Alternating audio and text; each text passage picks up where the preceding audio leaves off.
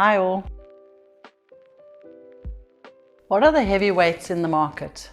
And we talk about heavyweights in the market, and my number one, of course, is growth. Growth factors, growth points, what creates growth, what fuels growth. Is your strategy in line with your risk profile?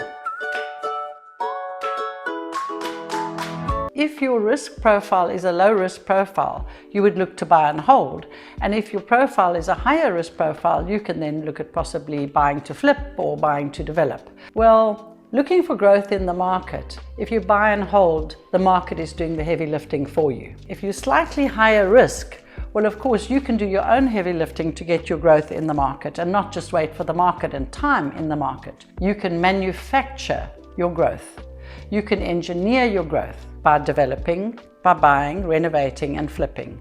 So the choice is yours, but is it really? Because it goes more around the type of investor you are that will instruct what type of investments you should be looking at. Happy investing.